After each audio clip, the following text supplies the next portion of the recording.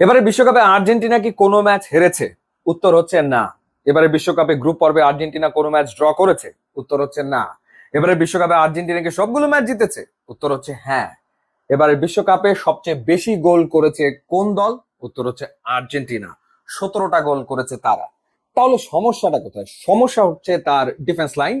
কারণ আর্জেন্টিনা এবারের ওয়ার্ল্ড কাপে 6টা গোল কনসিড করেছে এবং এই 6টা গোলের ভেতরে 5টা গোলই তারা কনসিড করেছে নকআউট স্টেজে এসে, রাউন্ড অফ 32, রাউন্ড অফ 16 এবং কোয়ার্টার ফাইনালে। গ্রুপ পর্বের 3 ম্যাচে তারা মাত্র একটা গোল কনসিড করেছিল।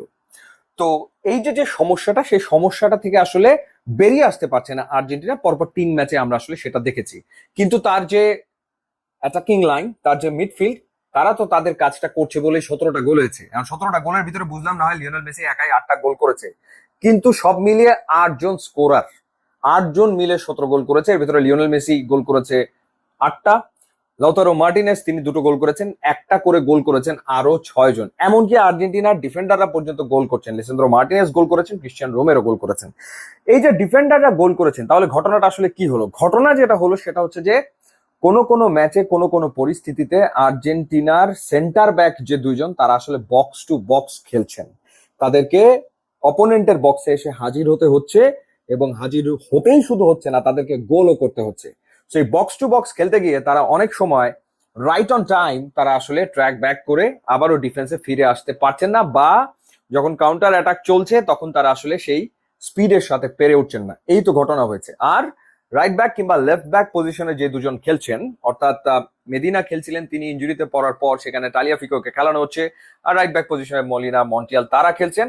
তারা মাঝে মাঝে ডেফিনেটলি ভুল করেছেন, যার কারণে আর্জেন্টিনাকে গোল কনসিড করতে হয়েছে। কিন্তু মূল ব্যাপার ছিল যে নকআউটে যে 3টা ম্যাচ, এই 3টা ম্যাচ আর্জেন্টিনা আসলে শেষ করতে চেয়েছে নির্ধারিত সময় কিংবা অতিরিক্ত সময়। টাই ব্রেকারে তো তারা যেতে চায়নি। এই কারণে যখন গোল করার তারা আর্জেন্টিনার ভেতরে, তখন তারা অল আউট গেছে। সো যখন এরকম অল আউট অ্যাটাক তারা করতে গেছে, তখন ডেফিনেটলি তাদের ডিফেন্স লাইনে কিছু ত্রুটি তো ধরা পড়েছেই। আর ইজিপ্টের সাথে যেটা হয়েছিল, তারা আসলে শুরুতেই তো 2-0 গোলে পিছিয়ে পড়েছিল, তারপরে তারা 13 মিনিটের ভেতরে কাম ব্যাক করেছে। সো এই আর্জেন্টিনা, তারা প্রত্যেকটা ম্যাচে প্রেসার সিচুয়েশনে পড়ে সেটা উতরে আসছে। সো ডেফিনেটলি টিমের ভেতরে প্রেসার সিচুয়েশন হ্যান্ডেল করার ক্যাপাবিলিটি আছে, সেটা একটা বাস্তবতা। এবং আর একটা ব্যাপার হচ্ছে যে ডিফেন্সকে পোক্ত করার জন্য স্কালোনি ব্যাক টু ব্যাক 2টা ম্যাচে এগেনস্ট ইজিপ্ট এবং এগেনস্ট সুইজারল্যান্ড 4-1-3-2 ফরমেশনে খেলিয়েছেন, অর্থাৎ ডেস্ট্রয়ার হিসেবে নাম্বার 6 পজিশনে তিনি খেলিয়েছেন পারেদেসকে। পারেদেসকে খেলিয়ে ইজিপ্টের এগেনস্টে আসলে রেজাল্ট আসেনি, 2টা গোল কনসিড করে ফেলেছিল। সুইজারল্যান্ডের এগেনস্টে ফার্স্ট হাফে গোল কনসিড না করলেও সেকেন্ড হাফে গোল কনসিড করতে হয়েছে। সো এই জায়গাটাতে এখন দেখার ব্যাপার ইংল্যান্ডের বিপক্ষে আর্জেন্টিনা কাকে ইউজ করে, বা পারেদেসের উপরে আসলে কোচ আস্থা রাখেন কিনা। আর যে ব্যাপারটা সেটা হচ্ছে যে আর্জেন্টিনা ওই যে গোল যেহেতু করছে এবং তারা আসলে ফুল প্রেস করছে, আপলাইনে চলে যাচ্ছে, এবং তাদের মিডফিল্ড অর্থাৎ এনজো ফার্নান্দেস, ম্যাক অ্যালিস্টার, ডিপল, তারাও আসলে ওপরের দিকে উঠে যাচ্ছেন। সো অনেক ক্ষেত্রে তারা রাইট অন টাইম নেমে আসতে পারছে না, স্পেশালি ডিপল।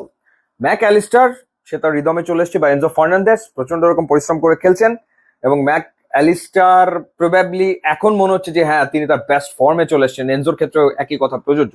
কিন্তু ডিপলের ওই জায়গাটাতে আসলে কিছুটা দুর্বলতা রয়ে যাচ্ছে, যার কারণে রাইট ব্যাকের উপরে প্রেশার পড়ছে মলিনা কিংবা মন্টিয়ালের উপর। সো সেই ক্ষেত্রে এখন ইংল্যান্ডের বিপক্ষে ডিপলকে খেলানো হবে কিনা দেখা যাক, কিন্তু স্কালোনি আস্থা রাখছেন তার প্লেয়ারদের ওপরে। সো এই হচ্ছে সিচুয়েশন। এবার আসা যাক যে ইংল্যান্ড, তারা এখন পর্যন্ত গোল করেছে 13টা। 13টা গোল ইংল্যান্ড করেছে, ইংল্যান্ড গোলও কনসিড করেছে 6টা। সুতরাং এমন না যে ইংল্যান্ডের ডিফেন্স একেবারে চীনের প্রাচীর এবং এটা দুর্ভেদ্য। ইংল্যান্ড 6টা গোল কনসিড করেছে, সুতরাং ডেফিনেটলি আর্জেন্টিনার অ্যাটাক লাইন এই ডিফেন্সকে চ্যালেঞ্জের মুখে ফেলতে পারে এবং গোলও আসলে হতে পারে। তবে হ্যাঁ, স্পেন বা ফ্রান্সের কথা বললে এই দুইটা দলের ডিফেন্স লাইন দুর্দান্ত। স্পেন মাত্র একটা গোল কনসিড করেছে, ফ্রান্স করেছে মাত্র 2টা। আর গোল করার ক্ষেত্রে ফ্রান্স 16টা গোল করেছে। সো এই কারণেই তো ফ্রান্স আসলে সবার থেকে ডেফিনেটলি একটু এগিয়ে। বাট সেই ফ্রান্সও প্রবাবলি স্পেনের এগেনস্টে চ্যালেঞ্জের মুখে পড়বে। সো ইংল্যান্ডকে হারানোর সক্ষমতা আর্জেন্টিনার ডেফিনেটলি রয়েছে।